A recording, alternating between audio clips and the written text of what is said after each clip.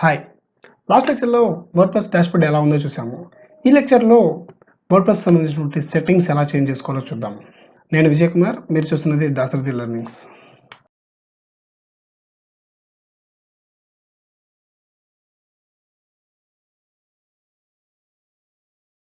Hi!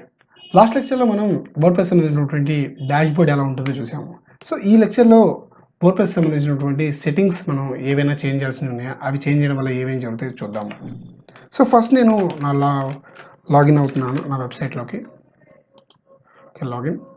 So, ఇంకొక ట్యాబ్‌లో నేను లోకల్ హోస్ట్ న్యూ సైట్ ఆ వెబ్సైట్ని ఓపెన్ చేసుకున్నాను. సో వర్డ్‌ప్రెస్ లాగిన్ అయింది.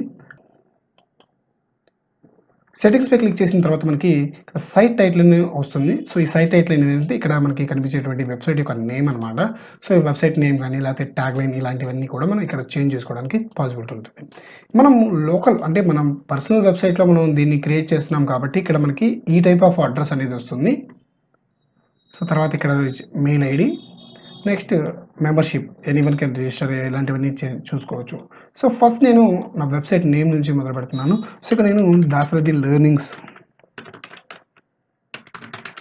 అనేటువంటి ఒక నేమ్ని ఇచ్చాను. So just another WordPress site అనేది దాదాపుగా డిఫాల్ట్గా అన్ని వెబ్సైట్స్కి కూడా వచ్చేటువంటి ట్యాగ్ లైన్ అనమాట. సో దీన్ని నేను చేంజ్ చేయాలనుకుంటున్నాను.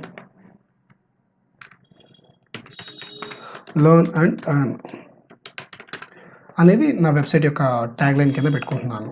సో నెక్స్ట్ ఇక్కడికి వచ్చిన తర్వాత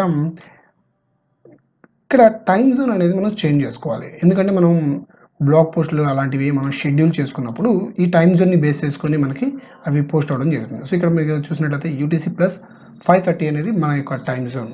సో ఈ టైమ్ జోన్ని బేస్ చేసుకొని మనకి మన ఫంక్షన్లు అన్నీ కూడా జరుగుతుంటాయి. సో డేట్కి సంబంధించినటువంటి ఫార్మాట్. సో డేట్ ఫార్మాట్ మీకు ఓకే అనుకుంటే ఓకే. ఫిబ్రవరి మంత్, సో డేట్, తర్వాత ఇయర్. సో ఇలా డిఫరెంట్ టైప్ ఆఫ్ ఫార్మాట్స్ ఉంటాయి. సో వీటిలో మీకు ఏది నచ్చితే అది తీసుకోవచ్చు. నెక్స్ట్ టైంకి సంబంధించినటువంటి ఫార్మాట్ అనమాట. సో ఈ format. So next week starts on Monday. So మీకు ఈ వీక్ ఎప్పటి నుంచి స్టార్ట్ అవుతుంది అనేది దీన్ని బేస్ చేసుకొని తీసుకోవచ్చు. So save changes.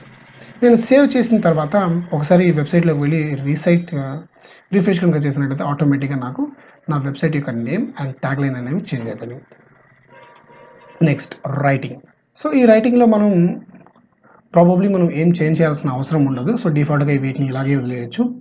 Next reading. So రీడింగ్లో ఇక్కడ మనం కనుక చూసినట్లయితే ఇక్కడ మనకి యువర్ హోమ్ పేజ్ డిస్ప్లేస్ అని ఉంది. సో లేటెస్ట్ పోస్ట్లు అని ఉంది. సో ఇది మనం చేంజ్ చేసుకోవాల్సిన అవసరం ఉంది. So static page. సో ఇక్కడ నేను హోమ్ పేజ్ కింద ఇక్కడ మనకి ప్రజెంట్ అయితే హోమ్ పేజెస్ ఏమి లేవు. సో వాటిని సెట్ చేసుకుంటాము. సో వీటిని మనం తర్వాత కస్టమైజేషన్లో కూడా చేంజ్ చేసుకోవచ్చు. పోస్టర్స్ పేజ్లో కూడా ఇక్కడ ఏం లేదు. సో ప్రజెంట్ దీన్ని నేను డిఫాల్ట్గా వదిలేస్తున్నాను. సో ఇక్కడ blog pages show it must. So ఒక బ్లాగ్ పేజ్లో ఎన్ని కనిపించాలి బ్లాగ్స్ పోస్టులు అనేవి దీంట్లో ఉంటుంది అనమాట. నెక్స్ట్ తర్వాత రీసెంట్ వాటిలో ఎన్ని ఐటమ్స్ కనిపించాలి అనేది మనం ఇక్కడ డిఫైన్ చేసుకోవచ్చు. For each article in a feed show full text. So మొత్తం టెక్స్ట్ మనం ఇందులో డిస్ప్లే చేయాలా లేకపోతే సమ్మరీ మాత్రం డిస్ప్లే చేస్తే చాలా అనేది మనం ఇక్కడ చూసుకోవచ్చు అనమాట. Next discourage search engines for indexing this site. So ఈ వెబ్సైట్ని మనం చేసే వెబ్సైట్ని మనం గూగుల్, బింగ్, యాహూ వంటి సెర్చ్ ఇంజిన్స్కి మనం సబ్మిట్ చేయాలా, అవి వాటిని మళ్ళీ రావాలనేది దీన్ని ఆన్ చేసుకోవచ్చు అనమాట. సో మనం ప్రస్తుతానికి ఇది టెస్టింగ్ దశలో ఉంది కాబట్టి మనం దీన్ని డిస్కరేజ్ చేసేయచ్చు. సో సేవ్ చేయొచ్చు. సో దీని తర్వాత అన్నిటికన్నా ఇంపార్టెంట్ ఏంటి అంటే సో ఇక్కడ మనకి పర్మా లింక్స్ అని ఉంది. సో ఈ పర్మా లింక్స్ అనేది మనకి చాలా ఇంపార్టెంట్. సో ఎందుకు అంటే మన వెబ్సైట్ యొక్క యూఆర్ఎల్. సో ఇక్కడ కనుక మీరు కనుక చూసినట్లయితే ఇక్కడ ఒక పోస్ట్ అనేది. సో నేను దీని మీద క్లిక్ చేశాను. దీని మీద క్లిక్ చేస్తే మీకు ఇక్కడ యూఆర్ఎల్ అడ్రస్ బార్లో మనకి చూడండి local site, new site. So ఇంతవరకు ఓకే. సో ఇక్కడ మీకు డేట్, తర్వాత పోస్ట్ యొక్క నేమ్ వస్తుంది. సో ఇలా ఉంటే బాగుంటుందా? సో దానికోసం నేను ఏం చేస్తున్నాను అంటే ఇక్కడ సో ప్రాబబ్లీ ఈ పోస్ట్ నేమ్ అనేది ఉంది కదా. సో దీన్ని మనం కనుక పెట్టుకున్నట్లయితే బాగుంటుంది. సో ప్రాబబ్లీ ఇది మనకి ఎస్ఈఓలో కూడా మనకి ర్యాంకింగ్కి ఒక ఫ్యాక్టర్.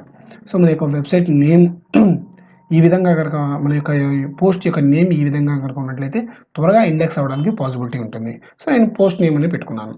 సో ఇక్కడ నేను సేవ్ చేంజెస్ క్లిక్ చేసి ఒకసారి రిఫ్రెష్ కనుక చేసినట్లయితే చూసారా ఇక్కడ మీకు ఆటోమేటిక్గా ఈ పేజీ ఏం లేదని చెప్తుంది. సో నేను హోమ్లోకి వెళ్ళి హలో వరల్డ్ అనే దాన్ని క్లిక్ చేశాను. సో క్లిక్ చేసినట్లయితే మీకు ఇక్కడ డేట్ అనేది పోయి ఇక్కడ హలో వరల్డ్ అని కనిపించింది.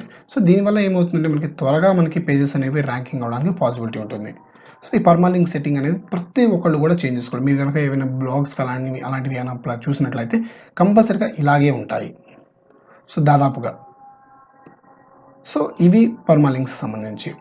సో ఇవి మనం మేజర్ టూల్స్ మనం చేంజ్ చేసుకోవాల్సింది. తర్వాత ఇక్కడ మనకి యూజర్స్ అని ఉంది కదా, సో యూజర్స్లో మనకు సంబంధించినటువంటి డీటెయిల్స్ కానీ అలాంటివి ఏమైనా చేంజ్ చేసుకోవాలనుకుంటే మనం ఇక్కడ చేంజ్ చేసుకోవచ్చు. సో కలర్ స్కీమ్, సో ఈ కలర్ స్కీమ్ పెట్టుకుంటే ఎలా ఉంటుంది. సో ఇలా డిఫరెంట్ టైప్గా మన యొక్క అడ్మిన్ డాష్ బోర్డ్ అనేది చేంజ్ అవుతూ ఉంటుంది. సో ఇక్కడ మీకు సంబంధించినటువంటి డీటెయిల్స్, సో ఇక్కడ నా డీటెయిల్స్ నేను ఇస్తున్నాను.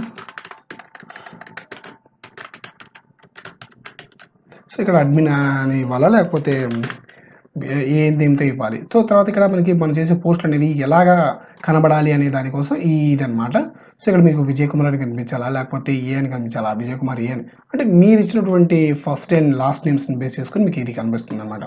సో వెబ్సైట్ అంటే ఇవి ఏంటి అంటే ఆథర్ యొక్క డీటెయిల్స్ని చేస్తూ ఉంటుంది అనమాట. సో నేను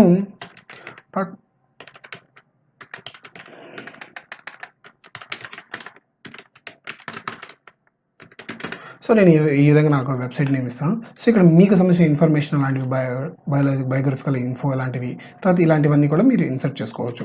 సో అప్డేట్ ప్రొఫైల్ అంటే ఆటోమేటిక్గా అప్డేట్ అయిపోతుంది. సో ఇక్కడ కనుక మీరు చెక్ చేసినట్లయితే ఒకసారి మళ్ళీ చూడండి, బై అడ్మిన్ అని ఉన్నది కాస్త విజయ్ అని మారిపోయింది. సో ఈ విధంగా మనం కొన్ని చిన్న చేంజెస్ చేయడం ద్వారా మనకి వర్డ్ప్రెస్ అనేది ఇంకా ఈజీగా మనకి కస్టమైజేషన్ కానీ లేకపోతే పాసిబిలిటీస్ కానీ చాలా ఈజీగా ఉంటాయి. Thank you friends. ఈ వీడియో కనుక మీకు నచ్చినట్లయితే లైక్ చేయండి, షేర్ చేయండి. ఈ వాల్యుబుల్ సిరీస్ని మీ ఫ్రెండ్స్కి కూడా షేర్ చేయండి.